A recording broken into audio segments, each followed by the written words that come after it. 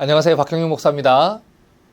오늘 우리가 살펴볼 성경적인 자녀 교육을 위한 부모의 12번째 의무는 자녀들을 올바르게 징계하고 훈육해야 한다는 것입니다.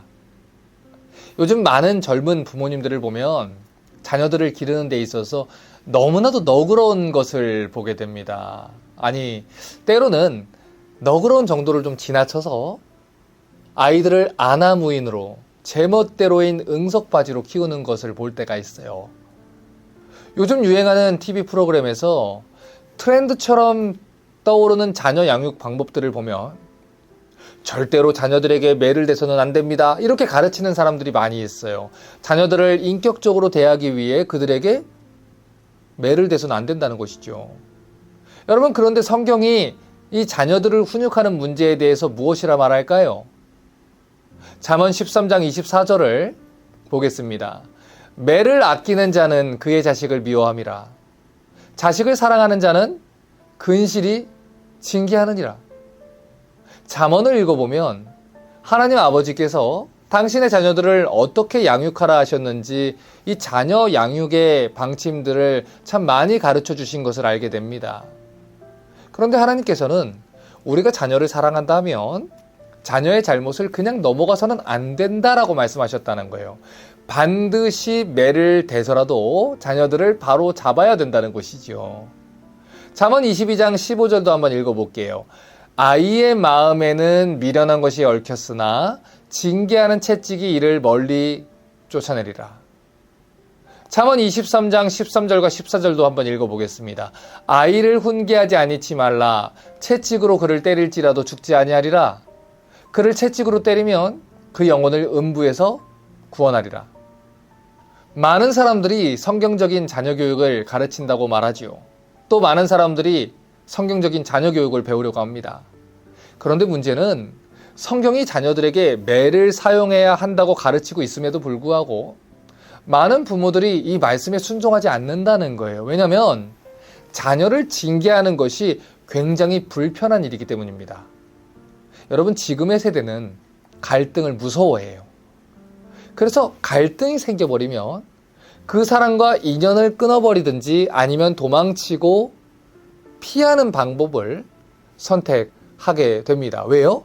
불편하기 때문이에요.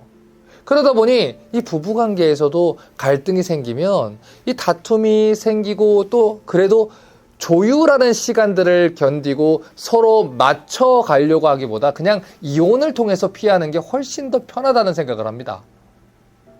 또 자녀들과의 관계에서도 이 자녀들의 잘못을 지적하고 훈육하는 중에 발생하는 갈등을 두려워해요. 그래서 학교에 맡기고 교회에 맡기고 학원에 맡기고 그러려는 것이죠. 하지만 자녀를 훈육하고 때로는 체벌해야 되는 책임은 부모에게 주신 책임이에요. 그렇기 때문에 아무리 그게 불편해도 부모가 순종할 때 자녀들은 올바른 길로 걸어갈 수 있는 것입니다. 여러분, 언제나 불순종하는 사람들은 어쩔 수 없었다라는 핑계를 댑니다. 또 그들은 시대가 어떤 시대인데 아이들에게 매를 대느냐, 그것은 야만적인 것이고 미개한 것이다, 이런 논리를 펼치기도 해요. TV에서 전문가가 나와서 얘기했는데 그분이 절대로 아이들에게 매를 대서는 안 된다고 했습니다. 그거는 비이성적인 것입니다. 아이들의 영혼에 상처를 주는 행위입니다. 그렇게 우리는 배웠습니다. 그러니 저는 매를 대지 않겠습니다. 이런 이야기를 한다는 것이죠.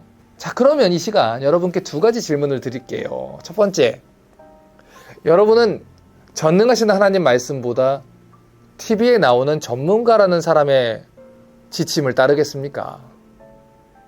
두 번째, 성경적인 자녀 양육이라는 뜻이 무엇입니까? 그것은 성경에 기록된 대로 자녀들을 양육하는 게 아닙니까? 해석으로 기록된 말씀을 바꿀 수 없습니다.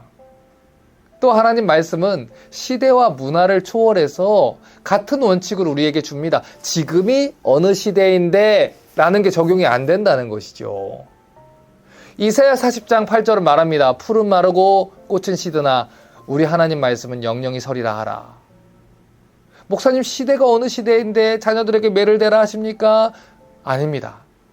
하나님 말씀은 시대를 초월하는 말씀이에요.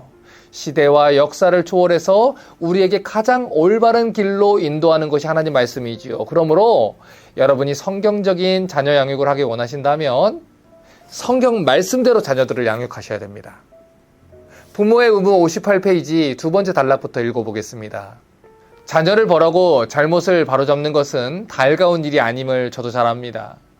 사랑하는 자녀에게 고통을 주고 그 맑은 눈에 눈물이 고이게 하는 것처럼 내키지 않는 것도 없습니다. 하지만 사람의 본성은 모두 똑같습니다. 내 자녀의 마음이라고 부패하지 않은 것이 아닙니다.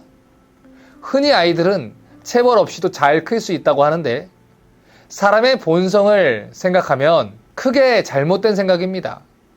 안타깝게도 응석바지로 만든다는 말이 시사하는 바가 큽니다.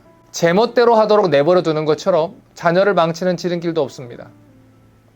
성경은 자녀를 훈계하는 일에 대해서 분명하고 강한 목소리를 내고 있습니다. 그럼에도 불구하고 수많은 부모님들이 성경을 잘 알지 못하거나 알아도 순종하지 않기 때문에 우리 자녀들이 불순종의 자녀로 자라도록 방치하게 돼요. 부모의 의무 61페이지 두 번째 줄을 보면 엘리 제사장과 다윗의 예를 들면서 경고를 하고 있습니다. 엘리 제사장을 보십시오. 그의 아들들인 홈니와 비느하스가 스스로 저주받을 일을 하는 줄 알면서도 자식들을 책망하지 않았다고 성경은 말씀합니다. 아비로서 그들의 잘못을 엄히 꾸짖고 벌해야 함에도 말로만 타이르고 말았습니다. 다시 말해 하나님보다 자식들을 더 소중히 여긴 것입니다. 그 결과 무슨 일이 일어났습니까? 그는 전장에 나간 두 아들이 죽었다는 소식을 들어야만 했습니다. 결국 이 소식을 듣고 깊은 슬픔에 빠져 무덤으로 내려갔습니다. 다윗을 보십시오. 그의 자녀들에 대한 기록과 그들의 죄를 아무렇지 않게 읽어 내려갈 수 있는 사람이 있습니까? 암논의 근친상관, 압살롬의 살인과 반역, 아도니아의 괴계와 야망을 보십시오. 다윗은 하나님의 마음에 합한 사람이었지만 자신의 집안에서 일어난 일로 말로 다 할 수 없는 슬픔을 겪었습니다. 정말 견디기 힘든 일이었음이 분명합니다. 다윗은 왜 그런 일들을 겪어야 했습니까? 아도니아의 말 속에서 이에 대한 실마리를 찾을 수 있습니다. 그의 아버지가 내가 어찌하여 그리하였느냐 하는 말로 한 번도 그를 섭섭하게 한 일이 없었더라. 이 모든 참극이 일어날 수밖에 없는 이유가 있었습니다. 다윗은 자식에게 너무 관대한 아비였던 것입니다. 자녀들이 제멋대로 하도록 내버려두는 아비였던 것입니다. 결국 자신이 뿌린 씨를 거둬야 했습니다. 여러분, 이보다 더 분명한 가르침이 어디 있습니까? 여러분의 자녀들을 성경적으로 양육하길 원하신다면 기쁘고 즐겁게 따를 수 있는 부분뿐만 아니라 불편하고 어려운 자녀 양육의 원칙 또한 따르셔야 됩니다.